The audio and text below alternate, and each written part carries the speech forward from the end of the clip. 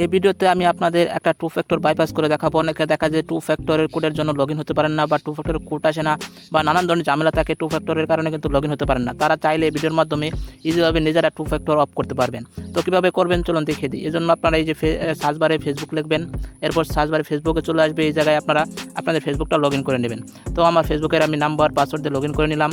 এখানে লগইন করার পর দেখা যায় যে টু ফ্যাক্টরের কোড চাচ্ছে। তো এই জায়গায় আমার টু ফ্যাক্টরের কোডটা আমি দিতে পারতেছি না, আমার কাছে টু ফ্যাক্টরের কোডটা নেই।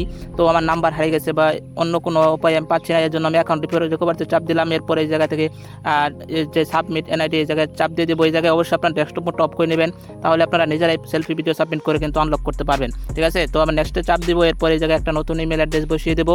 এরপর ইমেল অ্যাড্রেসে কোড যাবে, কোডটা এই জায়গায় এনে বসিয়ে দিয়ে একটা সেলফি ভিডিও আপলোড করে দিলে কিন্তু আমার কাজটা হয়ে যাবে। তো আপনারা অবশ্যই এটা ডেস্কটপ মোড অফ করে নেবেন। ডেস্কটপ মোড অফ না করলে কিন্তু সেলফি মোডটা আসবে না। ঠিক আছে, তো ডেস্কটপ মোড অফ করে নিয়ে কাজ করবেন, আর ডেস্কটপ মোড অন করে দিলে কিন্তু আইডি কার্ড সাবমিট যাবে। তো আপনারা যেহেতু নিজেরা কাজ করবেন, অবশ্যই ডেস্কটপ মোডটা অফ করে নিয়ে কাজ করবেন। এরপর কোড আসবে, কোডটা নিয়ে ওই জায়গায় বসিয়ে দিয়ে সেলফি ভিডিওটা আপলোড করে দেবেন। তো আমি কোডটা এই জায়গায় বসিয়ে দেবো, বসিয়ে দিয়ে নেক্সটে চাপ দিয়ে দেবো। নেক্সটে চাপ দিয়ে এই জায়গায় আমার একটা সেলফি ভিডিও আপলোড করতে বলবে। আমি স্টার্ট সেলফিতে চাপ দিয়ে একটা সেলফি ভিডিও আপলোড করে দেবো। তো সেলফি ভিডিও আপলোড করার সিস্টেম তো আপনারা জানেন। তো সেলফি ভিডিওতে ডাইরেক্ট চাপ দিয়ে দেবেন। এরপরে যেভাবে সেলফি ভিডিও আপলোড করতে বলবে, যেভাবে মাথা ঘোরাতে বলবে, যেই পাশে তীর চিহ্ন যাবে সেই পাশে মাথাটা ঘুরিয়ে ঘুরিয়ে সেলফি ভিডিওটা আপলোড করে নেবেন।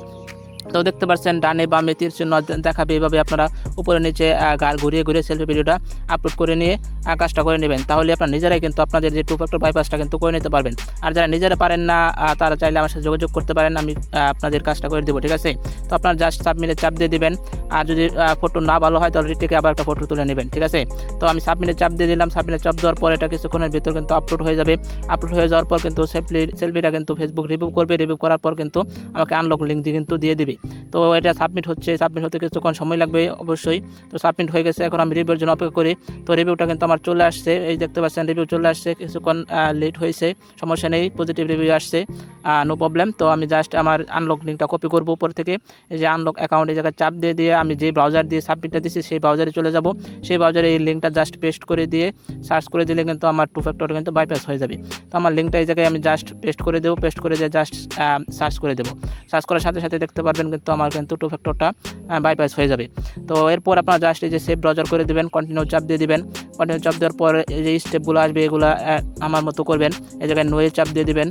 নোয়ে চাপ দেওয়ার পর আবার আপনাদের একটু লোড নেবে। লোড নেওয়ার পর দেখতে পারবেন নতুন একটা অপশন আসবে।